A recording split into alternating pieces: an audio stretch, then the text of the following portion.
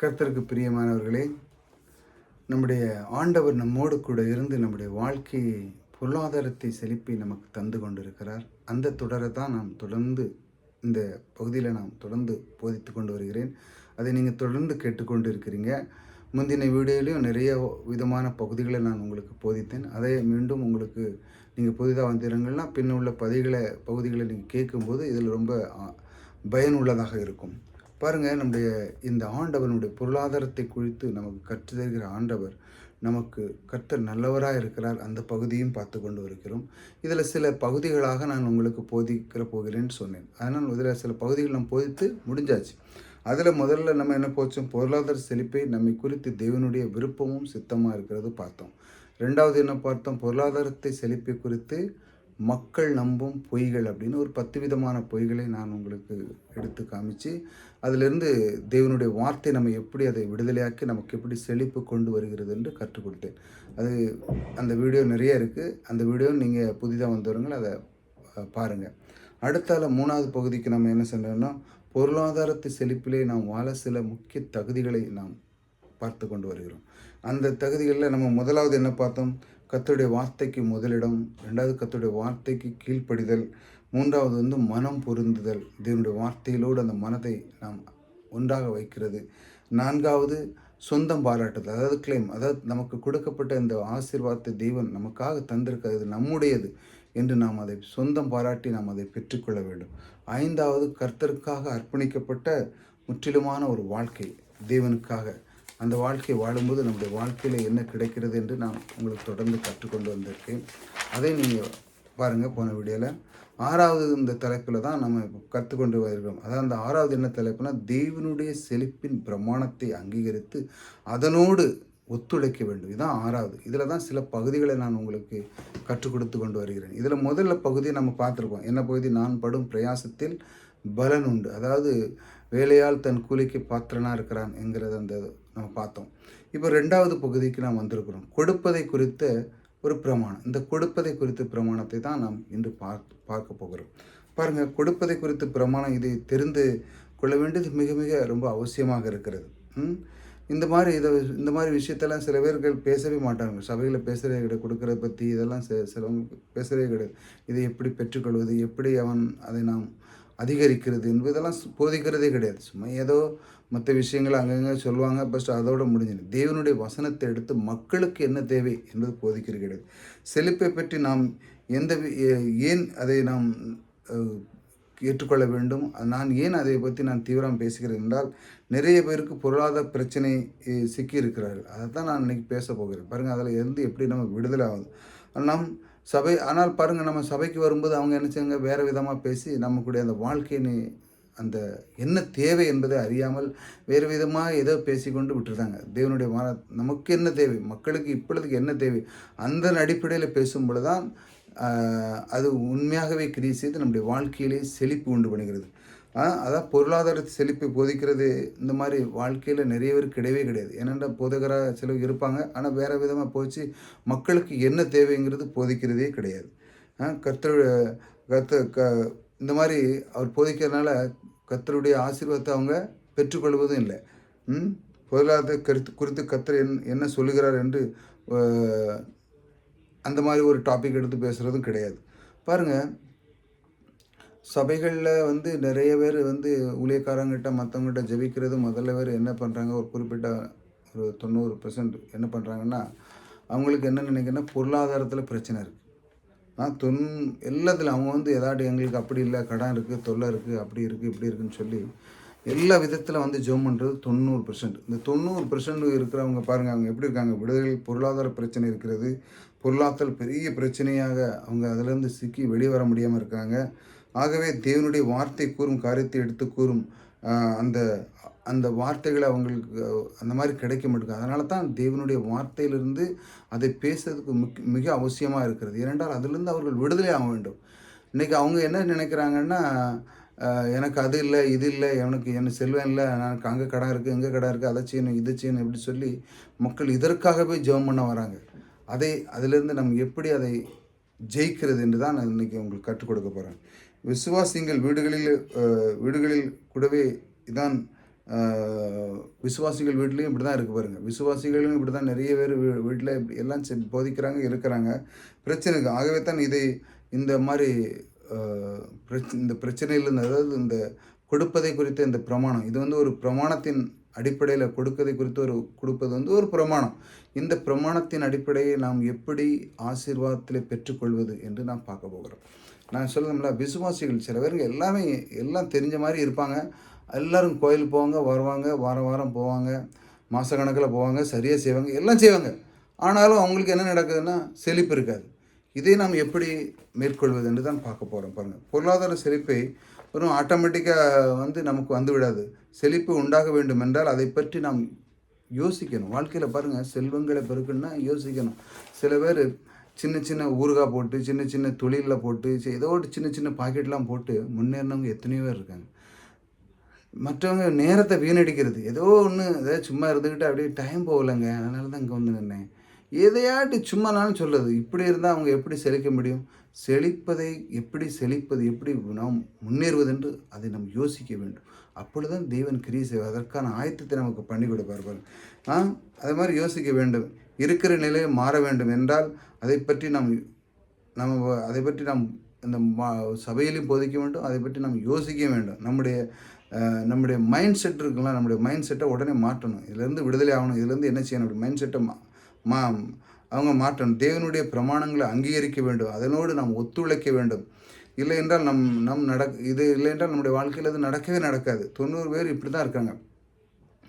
தேவனுடைய பிரமாணத்தில், அதாவது கொடுக்குற அந்த பிரமாணத்தின் அடிப்படையில் அவங்க இருக்கிறதே கிடையாது. கையை மூடிட்டே இருக்காங்க, கையை திறக்கிறதே கிடையாது. ஆகையால் நம்ம என்ன நடக்குதுன்னா, அவங்களுக்கு அந்த பிரமாணத்தை பற்றி தெரிந்து கொள்ளவில்லை. கொடுக்குற அந்த பிரமாணத்தை பற்றி தான் நான் இன்றைக்கி போதிக்க போகிறேன். அந்த 90 பேர் சொன்னோம்ல, இன்னும் 10 பேர் எப்படி இருக்கிறாங்க பாருங்கள். 10 பேர்களுக்கு பிரச்சனை என்னென்னா, அவங்களுக்கு பணம் பிரச்சனை கிடையாது. அவங்களுக்கு நோய் மற்றும் மற்ற பெரிய பெரிய சொல்யூஷன் இந்த மாதிரி இருக்கிற இடத்துல கொஞ்சம் பணத்தை முடிப்பாங்க. நோய்கள் மற்ற காரியங்கள் இருக்குது அவங்களுக்கு. இவங்கெல்லாம் அந்த மாதிரி விஷயத்தில் வந்து ஜெபம் பண்ணுவாங்க. ஆனால் அவர்களுக்கு பொருளாதார பிரச்சனை கிடையாது பாருங்கள். அவர்களுக்கு இப்படி இருந்த நிலையிலே அவங்களுக்கு இருக்கலாம், போதும் அப்படிங்கிறாங்க. போதும், எங்களுக்கு அவங்க சம்பாதிக்கிறாங்க, இவங்க சம்பாதிக்கிறாங்க, இதெல்லாம் இருக்கனால எங்களுக்கு எல்லாம் அதில் இருக்குது, நீங்கள் அதை பற்றி போதிக்காதுங்க, வேறு விதத்தை போதிங்க அப்படிங்கிற அளவுக்கு அவங்க 10% வராங்க பாருங்கள். அவர்கள் என்ன நினைக்கிறார்கள்? எங்களிடம் எல்லாம் இருக்குது, எங்கள் வீட்டில் எல்லாம் இருக்குது, ஆகையால் நாங்களுக்கு எங்கெல்லாம் சாப்பிட்டு எல்லாம் இருக்குது, எங்களுக்கு ஒன்றும் வேண்டாம், எங்களுக்கு இருக்கிறத போதும், நீங்கள் பொருளாதாரத்தை பற்றி நீங்கள் பேசவே கூடாது அப்படி சொல்கிறாங்க. ஆனால் நான் என்ன சொல்கிறேன், இது மிகப்பெரிய தப்பு பாருங்கள். சிலர் சொல்லுகிறார், எனக்கு போதும், ஆனால் கர்த்தர் சொல்லுகிறார். ஒரு மனுஷனுக்கு நினைக்கிறீங்க பொருளாதாரம் எல்லாம் இருக்குது, எனக்கு போதும், எனக்கு பென்ஷன் வருது, அது வருது, இது வருது, பேங்கில் பைசா எல்லாம் போட்டாச்சு, எனக்கு ஒரு பிரச்சனை கிடையாது, சாவதட்டி எனக்கு அழகாக இருந்து சாப்பிடுவேன், எனக்கு ஒன்றும் வேண்டாம் அப்படின்னு சொல்கிறவங்களுக்கு கர்த்தர் சொல்லுகிறார் பாருங்கள்.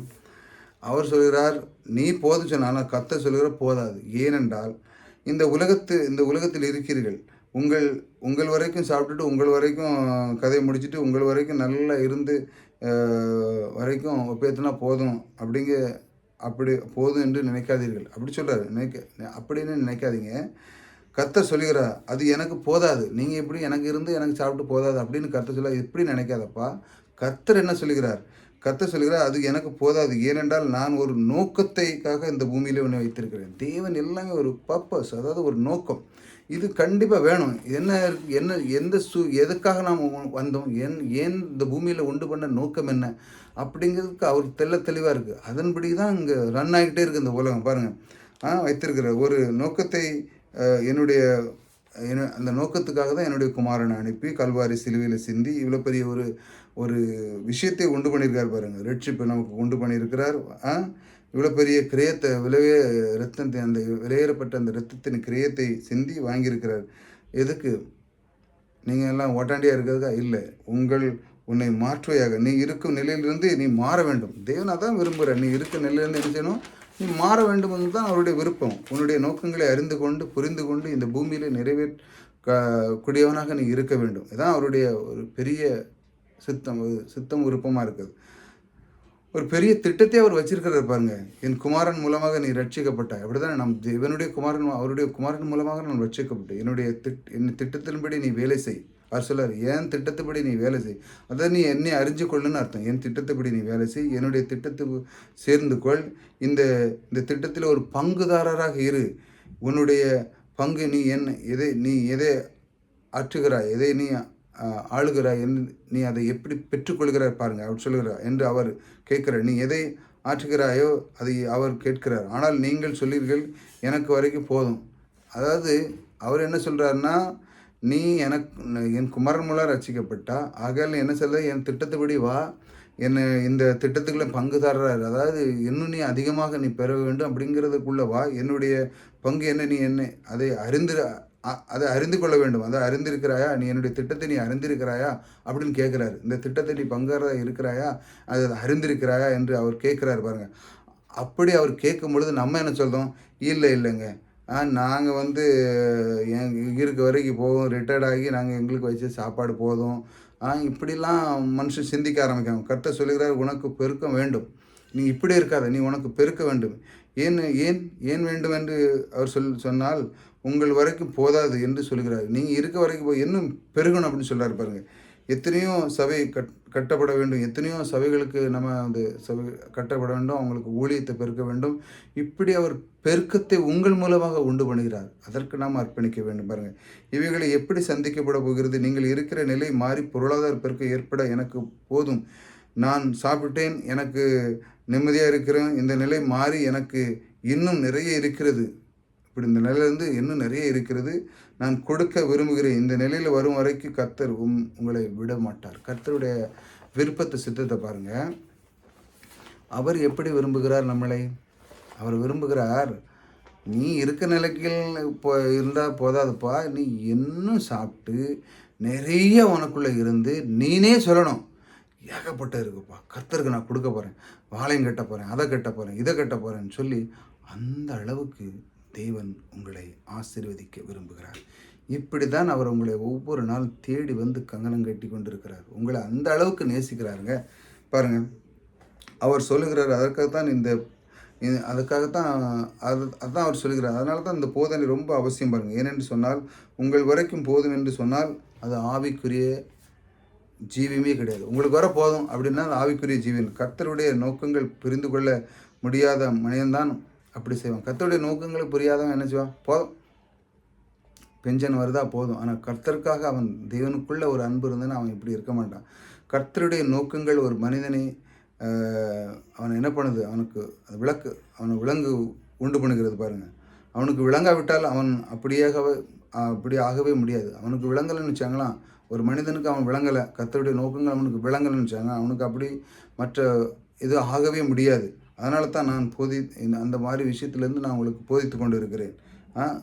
இந்த மாதிரி விஷயங்கள் எப்படின்னா, கொடுக்கறதை பற்றி நீங்கள் நோக்கங்களை, கர்த்தருடைய நோக்கங்களெல்லாம் புரிந்து கொண்டீங்கன்னா உங்களுடைய எண்ணங்கள் மாறும், உங்களுடைய மைண்ட் செட் மாறும். அப்படிங்கும்போது நீங்கள் இருக்கிற நிலையிலிருந்து இன்னும் மேலே போவீங்க. ஏனென்றால் தேவன் அதை தான் விரும்புகிறார் பாருங்கள். அதைத்தான் அதை சொல்லுகிறார். அதுதான் நான் உங்களுக்கு போதிக்கிறேன். உங்களுக்கு புரிகிறதா பாருங்கள். கர்த்தருடைய நோக்கங்கள் விளங்குதா, அது ரொம்ப முக்கியம். எனக்கு போதும் என்று ஒன்றும் வேண்டாம் என்கிற காரியம் மாறிவிடணும். பாருங்கள், மாறி அப்படி தான் நிறைய கிறிஸ்தவர்கள் இருக்கிறார்கள். பாருங்கள், எனக்கு போதும் அப்படிங்கிற சொல்கிற அளவுக்கு தான் நிறைய கிறிஸ்தவர்கள் இருக்கார். அதனால தான் சுவிசேஷம் உலகம் பெரிந்த போகிறதுக்கு ரொம்ப கஷ்டமாக இருக்குது சில நேரத்தில். ஏனென்றால் இந்த மாதிரி ஆட்கள் போதும், எனக்கு வர போதும், எனக்கு கிடைச்சது சாப்பிட்டா போதும் அப்படிங்கிற ஆட்கள் பாருங்கள், அந்த மாதிரி ஆட்கள் இருக்கிறாங்க. ஆனால் சுவிசேஷம் பரவதற்காக அதற்கு நான் என்ன செய்தேன், நான் என்ன செய்ய முடியாமல் இருக்கிறேன், இப்படி யோசிக்கணும். சுவிசேஷத்துக்கு நான் தேவனுடைய வார்த்தையை நான் அறிவிக்கிறதுக்கு நான் என்ன செய்கிறேன், என்ன செய்யாமல் இருக்கிறேன், நான் செய்ய முடியாமல் இருக்கிறேன். ஏனென்றால் எனக்கு வரைக்கும் போதும் என்கிற அந்த வாழ்க்கை, எனக்கு வர போதும் அப்படின்னா நீங்கள் எப்படி மேலே செய்ய முடியாது. அப்பொழுது ஒன்று செய்ய வேண்டும். இதை பெறுகிறதற்கு என்ன செய்ய வேண்டும் என்று எனக்கு இருக்கும் இதை எனக்கு இருந்த போதாது, சகல சிருஷ்டிக்கு சுவிசேஷத்தை அறிவிக்கப்பட வேண்டும் அப்படி நீங்கள் யோசிக்கணும். அதில் நான் பங்கு பெற வேண்டும், அதற்காக நான் கொடுக்க வேண்டும், அதனால் நான் ஏராளமான பணத்தை கொடுக்கறதுக்கு நான் மாற வேண்டும். அதற்காகத்தான் எனக்கு என்ன வேணும், செழிப்பு தேவை. ஒரு மனிதன் இப்படி சிந்திக்கணும். என்னுடைய வாழ்க்கையில் எனக்கு செழிப்பை எனக்கு தருகிற தேவன் அவருடைய ஊழியத்துக்கு, அவருடைய சபை கட்டுறதுக்கு இந்த மாதிரி எனக்குள்ளே கொடுத்து, எனக்கு, என் குடும்பத்துக்கு, என் பிள்ளைகளுக்கு எல்லாம் கொடுத்து போய் இந்த மாதிரி விஷயத்துக்கு நான் செய்ய போகிறேன்னு சொல்லி அவன் முன் வரணும். அந்த அளவுக்கு தேவன் அப்படி கொடுக்கிற விரும்புகிறார் பாருங்கள். கர்த்தருடைய நோக்கில் என்னுடைய வாழ்க்கையில் நிறைவேற்ற வேண்டும். கர்த்தருடைய நோக்கங்கள் என்னுடைய வாழ்க்கையில் நிறைவேற்றும். நான் சாப்பிட்டேன், இருந்தேன், போனேன் அல்ல. அதற்காகத்தான் பொருளாதார செழிப்பு தேவை. அப்படி இருக்கக்கூடாது. அதற்கு மேலும் போகணுன்னா பொருளாதார செழிப்பு தேவை. அருமையானவர்களே, கர்த்தருடைய நோக்கங்களை மனதில் வையுங்கள். கர்த்தர் ஏன் அவரை போல உண்டாக்கியிருக்கிறார் என்றால் அவர் புரிந்து கொள்ள கூடிய ஆட்கள், அதாவது தேவனுடைய அந்த நோக்கங்கள் இதெல்லாம் புரிந்து கொள்ளக்கூடிய ஆட்கள், அது செயல்கள் இதெல்லாம் புரிந்து கொள்ள அதை செய்ய முடியாத அளவுக்கு தான் அவர் நம்மை உண்டு பண்ணியிருக்கிறார். அவருடைய நோக்கங்களை நாம் அறிந்து கொண்டு அவருடைய விருப்பத்தின் சித்தமும் செய்வதற்காகவே அந்த மாதிரி நம்மளை உண்டு பண்ணியிருக்கிறார். அதை நாம் புரிந்து கொள்ள வேண்டும் பாருங்கள்.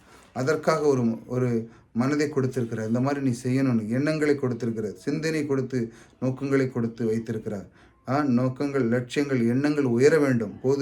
உயரும்போது என்ன லட்சியம் உயர வேண்டும். எனக்கு செய்ய முடியாதுன்னு சொல்லக்கூடாது. என்னுடைய லட்சியம் உயர வேண்டும். கொடுக்கிற என்கிற பிரமாணம் பாருங்கள், கொடுக்க ரொம்ப முக்கியம். இந்த கொடுக்கிறத பற்றி அந்த அன்னைக்குள்ள காரியத்தில் நான் பேசிக்கொண்டேன். எனக்கு இருக்கிறது என்கிற அது எனக்கு இருக்கிறது அப்படின்னு சொல்லதை போதும், இது எனக்கு போதும்னு சொல்லதை விட்டுட்டு பாருங்கள், பெருக்கம் இந்த நிலையிலிருந்து பெருகி அதிகம் உண்டாக வேண்டும். அப்படி நீங்கள் யோசிக்கணும். ஏனென்றால் கொடுத்தல் என்கிற பிரமாணம் ரொம்ப முக்கியம். பாருங்கள், அநேகர் இதை புரிந்து கொள்வதே கிடையாது. கொடுக்குறங்கிற பிரமாணம் கொடுக்கும் பொழுது, அதாவது நம்ம கையை இப்படி மூட்டிட்டோன்னா நமக்கு யார் தந்தாலும் நம்ம பெற்றுக்கொள்ள முடியாது. அதனால் நம்ம கொடுக்குறவனாக இருக்கும் பொழுது போகும், ஆனால் வரும்போது பல மடங்காக வரும். இதை நாம் புரிந்து கொள்ள வேண்டும். தேவனுடைய பிரமாணத்தை அங்கீகரித்து கொண்டு ஒத்துழைக்க கிடையாது. ஆனால் ஆகையால் தன்னுடைய வாழ்க்கையில் பெருக்கம் ஏற்படுவதே கிடையாது. தேவனுடைய பிரமாணத்தை அங்கீகரிக்கிறது, இது கொடுக்குற பிரமாணம்ங்கிறது இருக்குது, இதை அங்கீகரிக்கிறதே கிடையாது. ஆமாம், இருக்குது இந்த பிரமாணம், இதை நான் செய்ய போகிறேன் அப்படி சொல்லி அவன் யோசிக்கிறதே கிடையாது. பாருங்கள், வேத வசனம் திட்டவட்டமாக சொல்லுகிறது, கொடுங்கள் அப்பொழுது உங்களுக்கு கொடுக்கப்பட வேண்டும். இயேசு சொல்கிறார், நீங்கள் எந்த அளவினால் அளக்கிறீர்களோ அந்த அளவினால் அளக்கப்படும். இப்படித்தான் பூமி இயங்கி கொண்டிருக்கிறது. இது ஒரு பிரமாணத்தை தேவன் வைத்திருக்கிறார். இந்த பிரமாணத்தின் மூலமாக நாம் அதை ஏற்றுக்கொண்டு அந்த பிரமாணத்தோடு நாம் அங்கீகரித்து ஒத்துழைக்கும் பொழுது என்ன நடக்குன்னா, அந்த ஆசீர்வாதம் உங்கள் மேல் அனுதினமும் தங்கியிருக்கும். பாருங்கள், நாம் பிரமாணத்தை நாம் நம்முடைய அந்த பிரமாணத்தை நாம் மாற்ற முடியாது. நான் தான் மாற்றிக்கொள்ள வேண்டும். பிரமாணம் தேவன் வச்சுருக்கிறது அப்படி தான், கொடுங்கள் கொடுக்கப்படும். அப்படி தான் அந்த பிரமாணத்தை நீங்கள் மாற்றவே முடியாது. மாற்றிக்கொள்ளவே முடியாது. அது மாற்றிக்கொள்ள உங்களால் அது மாறவும் செய்யாது. அந்த பிரமாணம் அப்படி தான் இருக்கும். அது கரெக்டாக இருக்கும். நீங்கள் நினச்ச மாதிரிலாம் ஒன்றும் மாறாது. பாருங்கள், வெற்றிகரமாக வாழ வேண்டும் என்று சொன்னால் என்ன செய்யணும்? ஆவிக்குரிய பிரமாணத்தில் இருக்கிறது, பூவியர்ப்பு விசை போல் ஆவிக்குரிய பிரமாணம் இருக்கிறது. பாருங்கள், இந்த மாதிரி எப்படி இழுக்கிறதோ அதே மாதிரி ஆவிக்குரிய பிரமாணம். இதை நாம் அறிந்து கொள்ளும். என்ன ஆவிக்குரிய பிரமாணம்? கொடுங்கள் அப்பொழுது கொடுக்கப்படும். இந்த ஒரு பிரமாணத்தை நீங்கள் அறிந்து கொள்ள வேண்டும். பாருங்கள், இது 6வது அந்த தலைப்பில் 2வது உள்ள பாயிண்ட். பாருங்கள், அநேகருடைய பிரச்சனை என்ன என்றால் புரிந்து கொள்வதே இல்லை. கையை நன்றாக மூடி வச்சுருக்காங்க. பாருங்கள், அவர்கள் நினைக்கிறார்கள், நான் பெரிய சாமர்த்தியசாலி, என்னிடத்துலேருந்து ஒரு நயா பைசா விட மாட்டேன், எல்லாத்தையும் கரெக்டாக கட்டி பிடிச்சி வச்சுருக்கேன், நான் எல்லாம் காப்பாற்றி கொண்டிருக்கிறேன், நான் ஏன்றது யாரும் பிடுங்க முடியாது அப்படின்னு இருக்காங்க. கர்த்தர் சொல்ல, நீ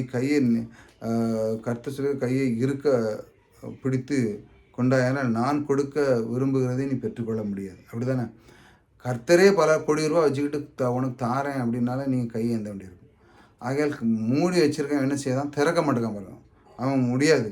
என்னென்று சொன்னால் கையை திறக்காமையே வச்சிருக்கான் பாருங்க. கையை திறக்காமல் பெற்றுக்கொள்ள வழி இருக்கா? கையை திறக்காமல் பெற்றுக்கொள்ள முடியுமா? முடியவே முடியாது. அதனால தான் நான் சொல்கிறேன், இது தேவனுடைய பிரமாணம் என்று. கையை மூடிக்கொண்டு இருக்கிற தட்டியும் நீங்கள் என்ன பண்ண முடியாது? அந்த ஆசீர்வாதத்தின் கனியை பெற்றுக்கொள்ள முடியாது. அதனால தான், ஆனால் அந்த வாழ்க்கையிலே அதன் பலனை அதை பெற்றுக்கொள்ளவே முடியாது. கையை என்னைக்கு நீட்டுறீங்களோ அன்னைக்கு தான் தேவனும் கொடுக்க முடியும். அந்த ஆசீர்வாதத்தை, அந்த பிரமாணத்தை நீங்கள் அங்கீகரிக்குங்கன்னு அர்த்தம்.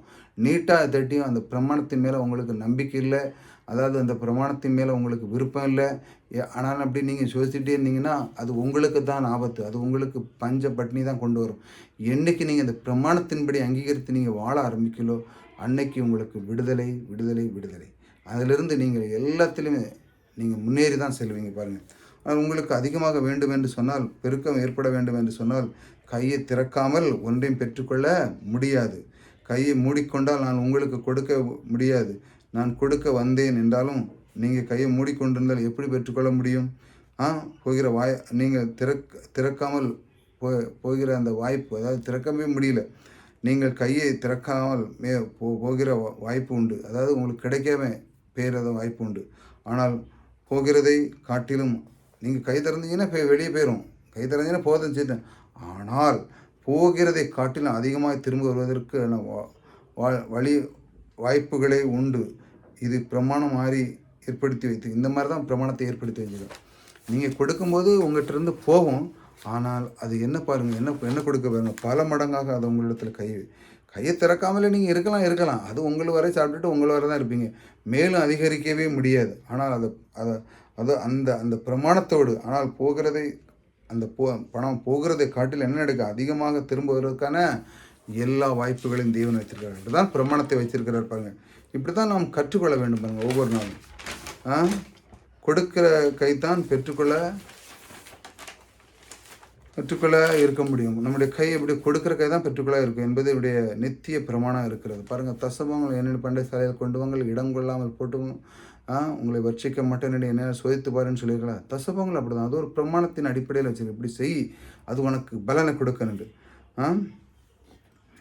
நாம் கொடுக்கும் வரைக்கும் பெற்றுக்கொள்ள முடியாது. கையை திறக்க வரைக்கும் நாம் கொள்ளக்கூடிய நிலையும் நம்மால் இல்லை என்பதை புரிந்து கொள்ள வேண்டும்.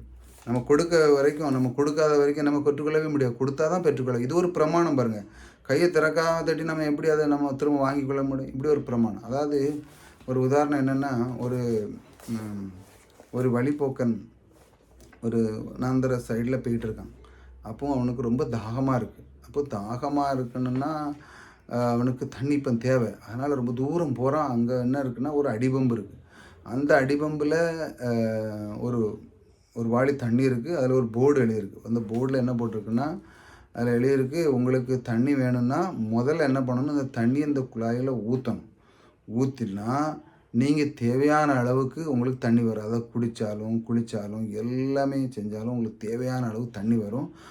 தண்ணி வந்து எல்லாம் நிரப்பி நல்லா செஞ்சுட்டு மறுபடியும் ஒரு வாளி அதில் நிறச்சி வச்சுங்க. ஏன்னா மற்றவன் அதை பெற்றுக்கொள்ளணும்னு சொல்லி அதில் எழுதியிருக்கு. அதாவது என்னென்னா, நீ முதல்ல ஊற்று தண்ணியை அப்படின்னு அதில் போட்டிருக்கு. அப்படின்னா தான் உனக்கு எல்லாம் கிடைக்கணும்.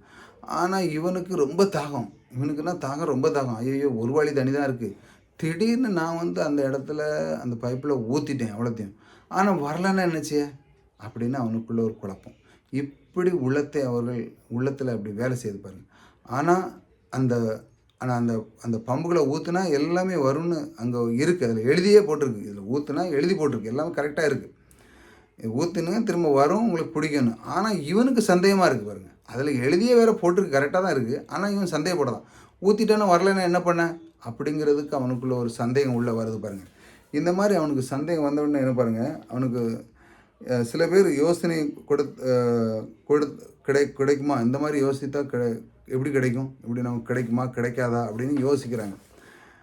ஆனால் கரெக்டாக அதில் போட்டிருக்கு, நீ ஊற்று அப்படின்னு. ஆனால் நிறைய பேருக்கு என்ன பண்ணுறாங்க, இந்த மாதிரி எண்ணங்கள்னால அவங்களுடைய ஆசீர்வாதத்தை பெற்றுக்கொள்ள. ஆனால் அவன் குடிச்சிட்டான்னு வச்சாங்களேன், அந்த வாளியை குடிச்சிட்டான்னா அவன் ஒரு லிமிட்டில் தான் இருப்பான்.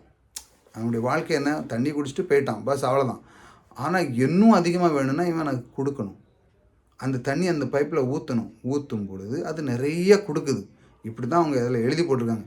ஆனால் இவன் என்ன, இது இப்போ மட்டும் போதும் அப்படின்னா, இல்லை சொல்லம்ல, பென்ஷன் அப்படி இப்படி சாப்பிட்டுட்டு இது மட்டும் இருந்தால் போதுங்க, எனக்கு ஒன்றும் வேண்டாம் அப்படின்னு காலம் தள்ளுறாங்க. அதே போல் அந்த வாளியை மட்டும் அவன் குடிச்சிருந்தான்னா அவனுக்கு அந்த நேரத்துக்கு மட்டும்தான் அவனுடைய அந்த ஆசீர்வாதம். ஆனால் அதில் ஊற்றுனா இன்னும் பெருகி எவ்வளோ மட்டும் எவ்வளோ நாளும் வரும். இது ஒரு பிரமாணம் மாதிரி அந்த வேலை செய்திருப்பாங்க. அதான் நான் உங்களுக்கு சொன்னேன். அந்த உதாரணத்துக்கு வேதம் சொல்லுகிறது, கொடுங்கள் அப்பொழுது உங்களுக்கு கொடுக்கப்படும். உங்கள் வீட்டில் அந்த பம்போடு உங்களுக்கு வேலை செய்வாங்க. ஆனால் இந்த பம்பு அது சரியாக அந்த கர்த்தருடைய அந்த பம்பு கண்டிப்பாக அதை வேலை செய்யும். உங்கள் பம்பு ஏதாவது ரிப்பேர் பண்ண போகலாம். ஆனால் இந்த பம்பு கர்த்தர் சொல்லியிருக்க, கொடுங்கள் அப்பொழுது உங்களுக்கு கொடுக்கப்படும்ங்கிறது அது நேற்று மின்று மாறாத அந்த வார்த்தை. அது ஒரு நாளும் ஒளிந்து போகாது. அது கண்டிப்பாக செய்யும். நீங்களாட்டு உங்கள் பம்பில் போய் தண்ணி ஊற்றி சில நேரம் வராமல், ஆனால் தேவனுடைய வார்த்தை என்ன சொல்லுது, கொடுங்கள் அப்பொழுது உங்களுக்கு கூட. அது ஒரு உதாரணமாக அவன் சொன்னேன். ஆனால் அவன் ஊற்றிருந்தா அவன் செல்வ செழிப்போடு இன்னும் நல்ல சந்தோஷமாக இருந்தான். ஆனால் அவன் லிமிட் லைஃப்பில் வாங்கி வாழ்ந்துருந்தான்னா அவனுக்கு அவ்வளோதான். இதில் 2 விதம் இருக்குது. கொடுக்கறது இருக்குது, ஒன்று இருக்கிறத வச்சு சாப்பிடுது. அதுதான் சொன்னோம்ல, போதும் பென்ஷன் வந்து இருக்க காலத்தை அப்படியே ஓட்டிட்டு போயிடணும் அப்படிங்கிறவங்கள லைஃப் என்னது லிமிட்டட் லைஃப்பில் இருக்கும். கொடுக்கும்போது என்ன நடக்குன்னா நிறைய பெருகிறது பாருங்கள். இந்த பம்பு சரியாக வேலை செய்யும். எந்த இது கர்த்தருடைய பம்பு ஏனென்றால் இது கர்த்தருடைய வார்த்தை. இந்த கர்த்தர் அமைத்த இது கர்த்தர் அமைத்த பம்பு. அது அதில் அடித்தால் கண்டிப்பாக வரும். கர்த்தர் சொல்ல இந்த வார்த்தையில் அடித்தால் கண்டிப்பாக வரும். ஆனால் இதில் ஒரு திட்டம்தான். இதில் என்ன இருக்குன்னா, ஆனால் இதில் ஒரே இதுதான் என்ன இருக்குது, அடிக்கிறது பம்பில் தண்ணீர் உள்ளத்தான் தண்ணீர் வரும். அதாவது நீங்கள் விதம் அந்த உள்ளே ஊற்றுனா தான் அதில் தண்ணீர் வரும். இந்த இடத்துல ஒரு பாயிண்ட் என்ன கொடுத்துருக்காங்க தேவன், நீங்கள் அதில் தண்ணி ஊற்றுனா தான் அடிக்கும்போது தான் அந்த பம்பில் தண்ணி வரும். அந்த பிரமாணம் அப்படி வச்சுருக்காரு. கொடுங்கள் அப்பொழுது கொடுக்கப்படுங்கிறது எப்படி இந்த பம்பில் அப்படி வச்சுருக்காரு. தண்ணீர் உள்ளே தான் தண்ணீர் வரும். இது கொடுத்தால் தான் திரும்ப வரும். இது அப்படி ஒரு பேட்டர்ன் வச்சுருக்காரு. ஆகையால் இந்த தேவனுடைய பம்பு வந்து என்ன செய்யுது, அது கரெக்டாக சொல்லியிருக்காரு. கொடுங்கள் அப்பொழுது உங்களுக்கு கொடுக்கப்படும். அதே மாதிரி அவன் அந்த பம்பில் அவன் தண்ணி ஊற்றிருந்தான்னா நிறைய பெற்றுக்கொண்டிருப்பான். ஊற்றாதனால தான் அவன் பெற்றுக்கொள்ள முடியும். அவன் விதைத்தால் தான் அவனை அறுக்க முடியும். அதுதான் பிரமாணம். நீங்கள் எவ்வளோ விதைக்கீங்களோ அவ்வளோ அறுவடை பண்ண போகிறீங்க. இதுதான் நித்திய பிரமாணமாக இருக்கிறது பாருங்கள். இதை நீங்கள் புரிஞ்சு கொள்ள வேண்டும். இதை புரிஞ்சு கொண்டு அதன்படி நாம் அதை நடக்க வேண்டும். பாருங்கள், உங்கள் நிலை உங்கள் நிலை மாறணும்னா கஷ்ட நிலையிலிருந்து மாறணுமா, இல்லாமை நிலை, வறுமை நிலை, பற்றாக்குறை இதெல்லாம் மாற வேண்டும். அது மாற வேண்டும் என்றால் அது எப்படி மாறும்? கொடுங்கள் அப்பொழுது உங்களுக்கு கொடுக்கப்படும் என்கிறது. இப்படி வறுமை பற்றாக்குறை இதெல்லாம் நீங்கணும்னா என்ன பண்ணுது, அதனுடைய பிரமாணத்தை பாருங்கள். இதெல்லாம் நீங்கள் உங்களுக்கு வறுமை கஷ்டமாக இருக்குது, இந்த மாதிரி இதிலேருந்து நீங்கள் விடுதலை ஆகணும்னா நீங்கள் கொடுக்கணும். இப்போ நீங்கள் விவசாயம் இருக்கீங்க, வெறும் நிலம் மட்டும் இருந்தால் போதாது, விதைக்கணும். உங்களுக்கு எல்லாம் இருக்குது, ஆனால் நீங்கள் என்ன பண்ணணும், விதைக்கணும். உங்களுக்கு அது ஒரு பணம் மாதிரி வச்சாங்களா, விதைக்கணும். நிலம் இருக்குது, இப்போ அதை மல்டிப்ளை ஆக்குறதுக்கு தேவன் சொல்லுதார், கொடு. இந்த பிரமாணத்தை உள்ள வச்சுருக்காரு, கொடு, அது பல மடங்காக வரப்போகிறது என்று. இதுதான் தேவனுடைய பிரமாணமாக இருக்குது. கொடு அப்பொழுது உங்களுக்கு கொடுக்கப்படும் என்கிறது கடவுளுடைய பிரமாணம். இதை நாம் மாற்ற முடியாது. எனக்கு பிடிக்கலாம் இருக்கலாம், நான் மாற்றவே முடியாது. இதோடு நாம் இணைந்து கொள்ள வேண்டும். இதோடு நான் ஒத்துழைக்க வேண்டும். இதை நான் ஏற்றுக்கொள்ள வேண்டும். இதை நான் அங்கீகரிக்க வேண்டும். இதை நாம் ஒத்துழைத்து அதனோடு இருக்க வேண்டும். அப்பொழுதுதான் கொடுக்க முடியும். கொடுக்கும்போது என்ன நடக்கிறது, ஏன் அப்படி கர்த்தர் பிரமாணத்தை வைத்து விட்டார்? வாழ்க்கையில் பாருங்கள், கொடுக்கும்போது என்ன நடக்கிறது. இப்போ எல்லாம் கொடுன்னு சொல்கிறாங்களே, இதனுடைய ரகசியத்தை பார்ப்போம். கொடுக்கும்போது என்ன நடக்கிறது, அது ஏன் அப்படி கர்த்தர் வச்சிருக்கார்? கொடுத்தா தான் கிடைக்குமா அப்படின்னு ஏன் கர்த்தர் வைத்து விட்டார்? அதில் பல காரியம் இருக்கிறது பாருங்கள். கையை திறந்தால் தான் பெற்றுக்கொள்ள முடியும். கையை எப்படி வச்சுக்கிட்டு இருந்தால் பெற்றுக்கொள்ள முடியும். கையை எப்படி திறக்கணும், பெற்றுக்கொள்ள வைத்திருக்கிறது. ஏன் கொடுத்தால் கிடைக்கும் என்று வைத்திருக்கிறார். சில காரியம் இருக்கிறது பாருங்கள். சில காரியத்தை நாம் பார்ப்போம். ஏன் கொடுத்தால் கிடைக்கிறது அப்படின்னுங்கிறத பார்ப்போம். கையை நீட்டினா தான் பெற்றுக்கொள்ள முடியும் என்று வைத்திருக்கிறார். ஏன் கொடுத்தால் தான் கிடைக்கும் என்று நாம் ஒரு சில ஒரு சில பாயிண்டாக நான் உங்களுக்கு சொல்லுவேன். முதல் பாயிண்ட் பாருங்கள், கொடுக்கும்போது தான் நான் கர்த்தரை விசுவாசிக்கிறேன். அல்லேலூயா. நீங்கள் கொடுக்கும்போது என்ன நடக்குங்க, விசுவாசத்தை வளர்த்துட்டீங்க. எனக்கு கர்த்தர் இருக்கிறார், நான் ஒன்று விதைச்சிருக்கிறேன். எப்படி கூலியால் தன் கூலிக்கு பாத்திரனாக இருக்கிறான் போல சில விதமான பிரமாணத்தை தேவன் வச்சிருக்கிறாரு. அதே போல் இந்த பிரமாணத்தையும் அப்படி தான் வச்சிருக்காரு. கொடுங்கள் அப்பொழுது கொடுக்கும்போது. இது ஏன் சொல்கிறாரு, கொடுக்கும்போது தான் நீ கர்த்தரை விசுவாசிக்கிறார். கர்த்தர் தான் இந்த அண்டா சராசரியை படைத்தவர். அவர் தான் பிரமாணத்தை உண்டு பண்ணினார். அந்த பிரமாணத்தின் அடிப்படையில் நீ அதன் கூட இருந்து அதனோடு நீ இணைந்து கொண்டு இருக்கிறார். அதனால் கர்த்தர் சொல்ல, கொடுக்கும்போது தான் நீ கர்த்தரை என்ன செய்கிறார், விசுவாசிக்கிறது. தான் ரொம்ப பெரிய முக்கியம் என்கிறது வெளிப்படுகிறது. இந்த பணத்தை அல்ல, கர்த்தரை நீ நம்பியிருக்கிறாய், அப்படி தான் அர்த்தம். கர்த்தரை நம்பி கொடுத்தோம். கையை மூடி வைத்து கொண்டு மூடி கட்டுனா என்ன நடக்குது, என்ன காண்பிக்கிறாய்? கையை மூடிக்கிட்டுனா என்ன, நான் கையை மூடிட்டு கொடுக்காம இருந்தால் என்ன காமிக்கிறது, நான் பணத்தை தான் நான் நம்பியிருக்கிறேன். இதுதான் எனக்கு ரொம்ப இதுதான் எனக்கு வாழ்வு என்று அவன் கையை நீட்ட மாட்டான். பணம் தான் எனக்கு, வேறு நான் கொடுக்கக்கூடாது என்று அவன் கையை நீட்ட மாட்டான். அவன் எதை வெளிப்படுத்துகிறான், காசை நம்பதான் இருக்கிறான். காசை நம்பி தான் இருக்கிறான். அவன் எதை வெளிப்படுத்துகிறான், ஒருத்தன் கையை நீட்டலன்னு என்னப்படுத்துகிறான், அவன் காசை நம்பி இருக்கிறான் என்று அவன் வெளிப்படுத்துகிறான். நான் காசை நம்ப தான் நான் காசை நம்பி தான் இருக்கிறேன், கடவுளை நம்பி இல்லை அப்படின்னு அவன் வந்து என்ன பண்ணதான் வெளிப்படுத்துகிறான் பாருங்கள். இல்லை என்று அவன் வெளிப்படுத்துகிறான். கொடுக்கிறவன் என்ன வெளிப்படுத்துகிறான் பாருங்கள்.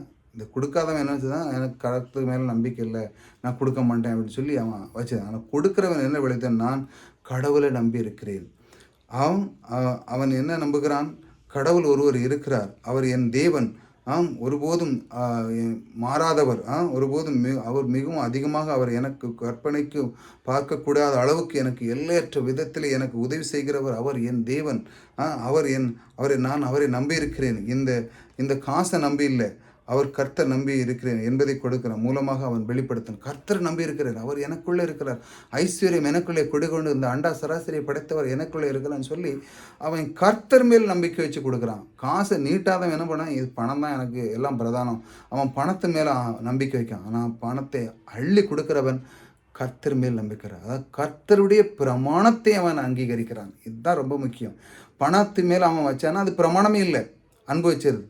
ஆனால் பிரமாணம் என்ன இயங்குகிறது, கொடுங்கள் அப்பொழுது கொடுக்கப்படும், அப்படி தானே, அதுதான் ஒரு பிரமாணம். அப்போ என்ன பண்ணுதான், அவன் முதல்ல என்ன பண்ணான், அந்த வார்த்தை மேல் அவன் நம்பிக்கை வைக்கிறான். அந்த வார்த்தைக்குள்ளே வைத்து அவன் என்ன கர்த்தர் அவன் விசுவாசிக்கிறான். இந்த கர்த்தர் தான் எனக்கு தருகிறார் என்று சொல்லி அவன் விதைக்கிறான். அந்த விதை அது ஏனென்றால் அவன் அங்கீகரிக்கிறான் என்றால் அந்த வார்த்தைக்கு அது உண்டாக்கினவரே கர்த்தர் தான்.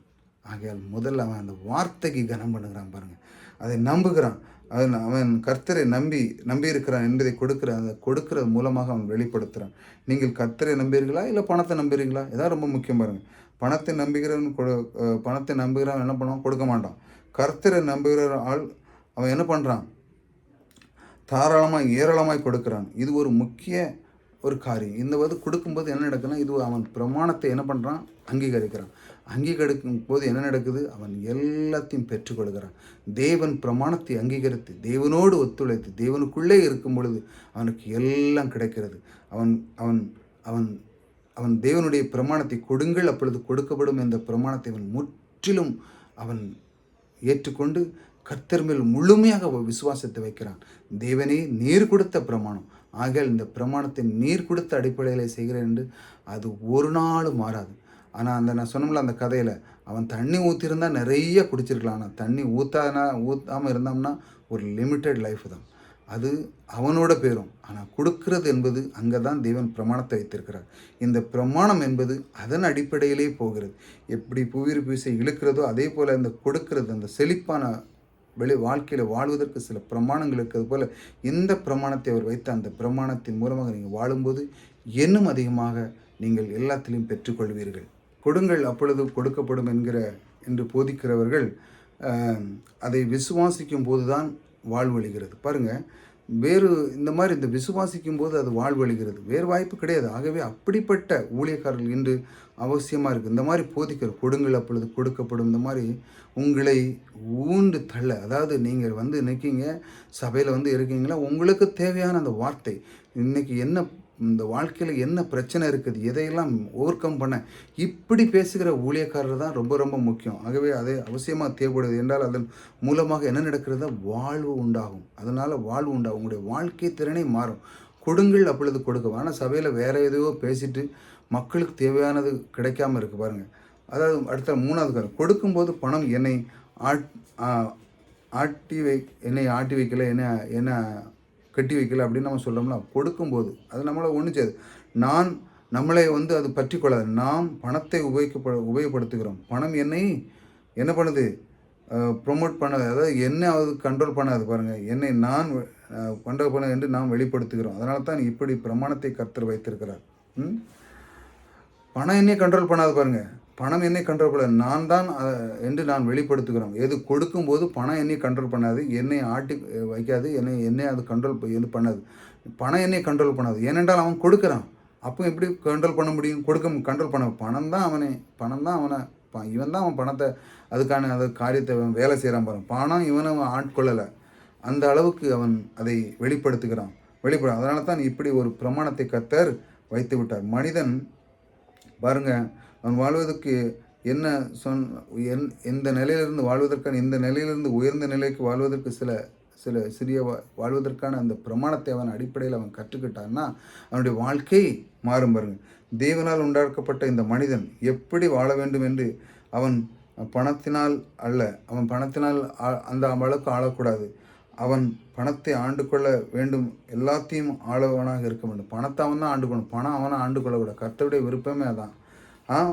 அப்படி அவன் பணத்தை அவன் ஆளணும். பணம் இவனை ஆளக்கூடாது. இவன் தான் பணத்தை ஆளும்படியாக இவனை வைத்திருக்கிறார். இப்படித்தான் தேவன் எல்லாத்தையும் அளித்து பாருங்கள். ஆதியிலே பாருங்கள், அப்படி தானே தேவன் எல்லாத்தையும் உண்டு பண்ணி இதெல்லாம் நீங்கள் ஆள கடவுது என்று மனிதன் கையில் தான் கொடுத்தாரு. அதெல்லாம் இவனை ஆளுக்குன்னா கொடுத்தாரு, நீ ஆண்டு கொள்ளுகால் என்று சொல்லி தான் கொடுத்தாரு. ஆனால் இன்னைக்கு உள்ள மக்கள் என்ன, பணம் தான் எனக்கு எல்லாம் பிரதானம் அப்படின்னு யோசிக்கிறாங்க,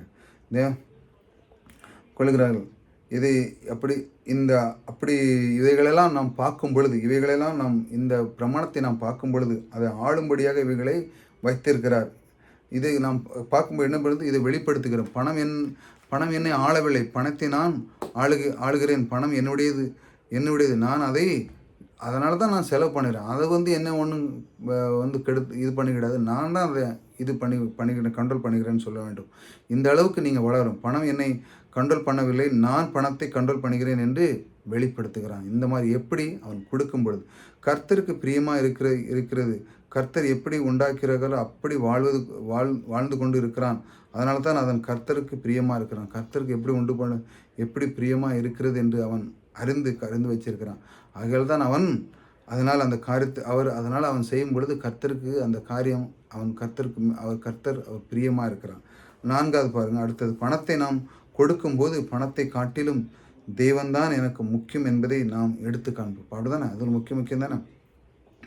பணம் கொடுக்காமல் இருக்கும்போது நாம் எல்லாம் என்னத்தை காண்பிக்கிறோம், பணத்தை முக்கியம், கடவுள் முக்கியம் இல்லை. பணம் கொடுத்தால் பணத்தை அள்ளி கொடுக்கும் பொழுது இது பணம்லாம் எனக்கு கர்த்தர் தருகிறான்னு அவன் கர்த்தர் மேல் நம்பிக்கைங்க. பணம் கொடுக்காதவன் என்ன பண்ணுறான், இல்லை நான் பணத்து மேலே தான் அனுபவிச்சிருக்கேன்னு சொல்கிறான். பாருங்கள், தேவனுடைய ராஜ்யத்தை அவருடைய நிறைவையும் முதலாவது தேடுங்கள்னு வேதத்தில் போட்டுங்க. தேவனுடைய ராஜ்யத்தில் முதலாவது தேடுங்க, அப்பொழுதெல்லாம் கூட கொடுக்கும். முதலாவது நம்முடைய வாழ்க்கையில் என்ன இருக்கிறது, பணத்துக்கு முக்கியத்துவமாக இருந்தால் என்ன, வாழ்க்கையில் பணத்துக்கு முக்கியத்துவம் இருந்தால் என்ன இருக்கும், வாழ்க்கையில் என்ன இருக்கும், பஞ்சம் பட்டினி தான் இருக்கும். பணத்தை கொடுக்கும்போது தேவனுடைய வாழ்க்கையில் முதலிடம் என்ன நாம் வெளிப்படுத்தணும். பணத்தை கொடுக்கும்போது நமக்கு தேவனுக்கு நம்ம என்ன முதலிடம் இருக்குது அப்படின்னு நம்ம வெளியிடும். அதை விசுவாசத்தை நம்ம காமிக்கிறோம் பாருங்கள். அடுத்தது பார்ப்போம். பணத்தை கொடுக்கும்போது பணத்தை நேசிக்கிறார் அல்ல, கர்த்தரை நேசிக்கிறோம் என்பதை வெளிப்படுத்துகிறோம். அப்படிதான் நம்ம பணம் கொடுக்குற கர்த்தருக்கு கொடுக்கும்போது, ஊழியங்க கொடுக்கும்போது, சபை கொடுக்கும்போது நான் பணத்து மேலே நான் நம்பிக்கை இல்லை, கர்த்தர் மேலே நான் நம்பிக்கை வச்சிருக்கிறேன் என்று. கர்த்தருடைய நோக்கங்கள் சித்தம் இவங்களை பணத்தை என்ன பண்ணாங்க, ரிலீஸ் பண்ணும்போது நாம் கர்த்தரை நேசிக்கிறோம் என்பதை வெளிப்படுத்தணும். அப்பொழுது வானத்தின் பலகணிகளை திறந்து இடங்கொள்ளாக போக மட்டும் என்னை சோதித்து பாரு சொன்ன அந்த தேவன் அன்பு கூறு இருக்கிறார். தேவன் உங்களை மிகவும் பிரியமாக உங்கள் மேல் பிரியமாக இருக்கிறார். தேவனுடைய பிரமாணம் உங்களுடைய வாழ்க்கையில் வேலை செய்ய ஆரம்பிக்கிறது எப்பொழுது நீங்கள் கொடுக்கும் பொழுது. அது என்ன நடக்குன்னா, ஒரு மடலை போல், அதாவது குளத்தில் மடை திறப்பாங்க, அங்கே மடை நிறைஞ்சு இருக்கும்போது வெள்ளம் அடிச்சு போகும். அப்போ உங்களுக்கு ஏகப்பட்டது வந்துக்கிட்டே இருக்கும், ரிலீஸ் ஆயிரும். நீங்கள் கொடுக்கும்போது, நிறைய கொடுக்கும்போது மடகு திறக்கிறது போல ஆசீர்வாதம் கொட்ட ஆரம்பிக்க விடுகிறது. ஒரு எதிர்பார்ப்பு உங்களுக்குள்ளே உண்டாகிறது. நீங்கள் கொடுக்கும்போது தேவன் எனக்குள்ளே இருக்கிறார், ஆகையால் நான் அவரை நம்பி வாழ்கிறேன், பணத்தை நம்பி அல்ல, நான் அவரை நம்பி வாழ்கிறேன் என்று கர்த்தருக்கு நாம் என்ன பண்ணுகிறோம், முதலிடம் கொடுக்கிறோம். கர்த்தர் மேல் அவர் மேல் வார்த்தை நாம் முதலிடம் கொடுத்து அவர் மேல் நாம் பிரியமர்ந்து அவருக்கு நாம் கீழ்ப்படிந்து இருக்கிறதுனால என்ன நடக்குன்னா, கொடுங்கள் அப்பொழுது கொடுக்கப்படுங்கிற பிரமாணம் சரியாக சொன்ன அந்த வார்த்தை சரியாக வேலை செய்து உங்களுடைய வாழ்க்கையிலே ஒரு மடம் எப்படி அந்த குளத்தில் மடை திறந்து வெளியே தண்ணி வருவது போல உங்களுடைய வாழ்க்கையில் ஆசீர்வாத மழை அந்த அளவுக்கு வருகிறது. நீங்கள் கர்த்தருக்காக வாழ்கிறீர்களா பாருங்கள். கர்த்தரை நம்பி இருக்கிறீர்களா, கர்த்தரை நேசிக்கிறீர்களா, கர்த்தர் உங்களை காக்கிறவர், கர்த்தர் உங்களை தேவைகளை சந்திக்கிறவர் என்று நீங்கள் இப்படிலாம் நீங்கள் சிந்திக்கிறீங்களா, கர்த்தர் தான் எனக்கு என்று அப்படி யோசிக்கும்போது பாருங்கள், உங்களுடைய வாழ்க்கை இந்த மாதிரி சிந்திக்க வேண்டும். தேவன் எனக்குள்ளே இருக்கிறார், கர்த்தர் என்னை நம்பியிருக்கிறேன், கர்த்தர் என்னை நேசிக்கிறார், கர்த்தர் என்னோடு கூட இருக்கிறார் என்று சொல்லும்போது உங்களுடைய வாழ்க்கை திறன் மாறும் பாருங்கள். உங்களுக்கு ஒரு ஆட்டோமேட்டிக்காக ஒரு எதிர்பார்ப்பு உங்களுக்குள்ளே உண்டாகிவிடும் பாருங்கள். இப்படிலாம் நீங்கள் சிந்திக்கும் பொழுது என் கர்த்தர் என்னோடு கூட இருக்கிறாங்க வார்த்தை திரும்ப நான் உங்களுக்கு சொல்கிறேன் பாரு. நீங்கள் கர்த்தருக்காக வாழ்கிறீங்களா அப்படின்னா கர்த்தருக்காக நீ வாழணும். அதான் அர்த்தம். கர்த்தருக்காக வாழணும், கர்த்தரை நம்பியிருக்கணும், கர்த்தரை நேசிக்கணும், கர்த்தருடைய காத்திருக்கணும், அவருடைய வார்த்தைக்கு காத்திருக்கணும். இப்படிலாம் அவருடைய தேவைகள், அவருடைய நோக்கங்கள், சித்தங்களை நீங்கள் சந்திக்கும்போது ஆட்டோமேட்டிக்காக உங்களுக்குள்ள ஒரு எண்ணம், எதிர்பார்ப்பு உங்களுக்குள்ளே உண்டாகிறது.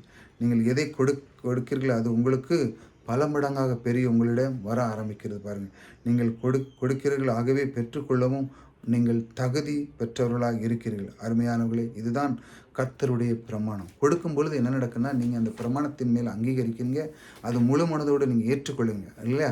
அது ஒரு பிரமாணமாக வச்சிருக்கிறார் தேவன். அதை நீங்கள் அங்கீகரித்து நீங்கள் வாழும்போது என்ன நடக்குன்னா, உங்களுக்கு ஒரு குறை இருக்கிறது பாருங்கள். இந்த பிரமாணத்தை நான் மாற்ற முடியாதா? மாற்றவே முடியாது. ஏன்னா அப்படி வைத்திருக்கிறார் தேவன். இந்த பிரமாணத்தை அப்படித்தான் கடுங்கள், அப்பொழுது கொடுக்கப்படும் என்று. எனக்கு பிடிக்கவில்லை என்றாலும் எனக்கு எனக்கு அது எனக்கு இதை வேண்டான்னு சொன்னாலும் அந்த பிரமாணம் அப்படி தான் இருக்கும். அது வேலை செய்யும். கொடுங்கள், அப்படி கொடுக்கப்படும் என்று. நாம் எல்லைக்கு இந்த உள்ளே நாம் வாழ வேண்டியதான். நம்ம கொடுக்கலன்னு வச்சாங்களாம், நம்ம பிடிக்கலன்னு சொல்லிட்டு நம்ம அந்த மாதிரி செய்யலைன்னு கொடுக்காமன்னு இருந்தீங்கன்னா நம்ம ஒரு எல்கைக்குள்ளே தான் வாழ முடியும். கொடுக்குற அந்த தன்மையை நாம் பெற்றுக்கொள்ளும் போது என்ன நடக்குன்னா, அந்த எல்கை மாறி ஆசீர்வாத மழை நம்ம மேல் போய் ஆரம்பிக்கிறது. இதெல்லாம் நான் ஏன் செய்யணும் அப்படின்னு நீங்கள் யோசிக்கிறேன். இதெல்லாம் இப்படி ஒரு பிரமாணம் இருக்க, கொடுங்கள் அப்படி கொடுக்கப்படும், இதை ஏன் நான் செய்யணும், இதை ஏன் நான் செய்ய அப்படின்னு நீங்கள் யோசித்தீங்கன்னா நீங்கள் ஒரு எல்கைகளை தான் வாழ்வீங்க. ஆனால் கர்த்தர் நமக்கு எல்லையற்ற விதத்திலே நம்மை மாற்ற விரும்புகிறார். நமக்கு உயரத்தை அவர் உயரத்தில் வாழ வைக்க விரும்புகிறார். நம்மை மேன்மையாக்க விரும்புகிறார். உயர்ந்த ஸ்தானத்தில் ஏற அவர் விரும்புகிறார். நம்மை அந்த அளவுக்கு கொண்டு போக விரும்புகிறார். அந்த பிரமாணத்தின் அடிப்படையில் வாளாகாமல் தலையாக வைக்க விரும்புகிறார். கீழாகாமல் மேலாக அவர் வைக்க விரும்புகிறார். பாருங்கள், நம்மை ப்ரொமோட் பண்ண விரும்புகிறார். அதற்கு இடம் கொடுக்கிறீர்களா? கண்டிப்பாக நீங்கள் அவருக்குள்ளே அந்த எப்படி இடம் கொடுக்க வேண்டும்? கர்த்தருடைய பிரமாணத்தை அங்கீகரிங்கள். பாருங்கள், நான் திரும்பவும் உங்களுக்கு இந்த வரியை உங்களுக்கு சொல்கிறேன். அவர் ஒன்று உயர்த்த விரும்புகிறார். ஆனால் அதற்கு நாம் இடம் கொடுக்க வேண்டும். இந்த வார்த்தையை நாம் கவனித்து தேவனுக்குள்ள அந்த வார்த்தை, அதாவது என்ன, கொடுங்கள் கொடுக்கப்படும் என்கிற பிரமாணத்தின் அடிப்படையில் நாம் வாழும்போது என்ன நடக்க பாருங்கள். கர்த்தருடைய பிரமாணத்தை கொடுங்கள், அங்கீகரித்து கொடுக்கும்போது கொடுங்கள் என்கிற பிரமாணத்தை, கர்த்தருடைய பிரமாணத்தை அங்கீகரிக்கிற அந்த கொடுங்கிற பிரமாணத்தை இருக்கிறது, அதை நீங்கள் அங்கீகரிங்கள்.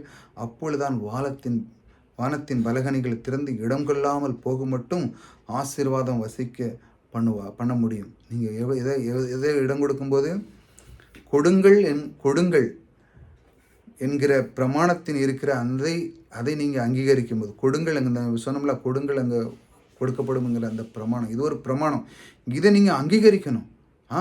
இதைத்தான் நான் உங்களுக்கு சொல்லி கொண்டு வந்திருக்கேன். இந்த 6வது பகுதியில் அவருடைய பிரமாணத்தை நீங்கள் அங்கீகரித்து அதனோடு நீங்கள் இணைந்து செல்லும் பொழுது உங்களுக்கு பொருளாதார செழிப்பு குறைவே இருக்காது. இந்த பிரமாணத்தை அறியாதவர்கள் தான். கொடுங்கள் அப்பொழுது கொடுக்குங்கிறது ஒரு பிரமாணங்க. நிறைய பேர் ஏதோ கொடுங்க, சரி திரும்ப வரோம், சரி அப்படி இப்படின்னு. இது ஒரு பிரமாணம், தேவன் வைத்த பிரமாணம். அது எல்லாருக்கும் லாகுவாக இருக்கும். நீங்கள் மட்டும் இல்லை, எல்லாருக்கும், இந்த உலகத்தில் இருக்க எல்லாருக்குமே கொடுங்கள் அப்படிங்கிற பிரமாணம், அது ஒரு பிரமாணத்தை வைத்திருக்கிறார். அதனால் அது மூட நம்ம அங்கீகரிக்கும் பொழுது, கொடுங்கள்ங்கிற பிரமாணத்தை இருக்கிற அதை நம்ம அங்கீகரிக்கும் பொழுது அப்பொழுது என்ன நடக்குது? வானத்தின் பலகணிகளை திறந்து உங்களுக்கு இடம் கொள்ளாமல் போகும் மட்டும் அவர் என்ன செய்கிறார்? அவர் உங்களை ஆசீர்வதிக்கிறார். வர்ஷிக்க பண்ண அவர் முன் வந்து உங்களுக்கு எல்லாத்தையும் செய்து முடிக்கிறார். கர்த்தர் நம்மோடு கூட இருக்கிறார். ஆகையால் இந்த மாதிரி வார்த்தைகளை நீங்கள் தொடர்ந்து கேளுங்க. புதிதாக வந்து சப்ஸ்கிரைப் பண்ணிச்சாங்க. செழிப்பை நாம் பெற்றுக்கொள்வதற்கான சில வழிமுறைகளை நாம் பார்த்து கொண்டு வருகிறோம். செழிப்புக்காக பெற்றுக்கொள்ள சில வழிமுறைகள். இப்படித்தான் வழிமுறை. எது? கொடுங்கள் அப்பொழுது கொடுக்கப்படும். இந்த பிரமாணத்தின் அடிப்படையில் நீங்கள் வாழ்ந்தீங்கன்னா உங்களுக்கு ஒரு குறை இருக்கிறது. இந்த மாதிரி வாரம் ஞாயிற்றுக்கிழமை இந்த வீடியோ உங்களுக்கு எல்லா வாரமும் கிடைக்கும். செழிப்பின் பொருளாதாரத்தை பற்றி நீங்கள் தொடர்ந்து கேட்கணும். இன்றைக்குள்ள 90% உலகத்தில் செழிப்புக்கு இல்லாமல் தான் கஷ்டப்பட்டுட்டு இருக்காங்க. ஆனால் தேவனுடைய பிரமாணத்தின் அடிப்படையில் நீங்கள் வாழ்ந்தீங்கன்னு வச்சாங்களா, உங்களுக்கு ஒரு குறை இருக்காது. நான் இந்த போதிக்கிற அனைத்து வீடியோ நீங்கள் கொஞ்சம் கொஞ்சமாக நேரம் கிடைக்கும்போது கொஞ்சம் கொஞ்சமாக பாருங்கள். பார்த்தீங்கன்னு வச்சாங்களா, நான் சொன்ன அந்த போதனையிலிருந்து இந்த கொடுக்குற அந்த பிரமாணத்தில், அவர் பிரமாணத்தை வைத்து அந்த பிரமாணத்தை அங்கீகரித்து அதனோடு நீங்கள் ஒத்துழைத்து வாழும்போது உங்களுக்கு ஒரு குறை இருக்குது. கர்த்தர் உங்களோடு கூட இருக்கிறார். ஆகவே இந்த அன்பு தேவன் உங்களுக்கு உங்கள் வீட்டிலே எல்லா பொருளாதார செழிப்பு எல்லாம் வந்து தங்குவதற்கு அவர் உங்களோடு கூட இருக்கிறார். உங்களுக்கு தேவையான தருகிறவர் உங்களோடு கூட இருக்கிறார். நீங்கள் கஷ்டங்கள், பண கஷ்டங்கள் இந்த மத்தியில் இருக்கிறீர்கள் என்றால் அதை விடுதலையாக்குறவர் உங்களோடு கூட இருக்கிறார். இந்த பிரமாணத்தை அங்கீகரித்து அதனோடு வாழும் பொழுது உங்களுடைய வீட்டிலே ஒரு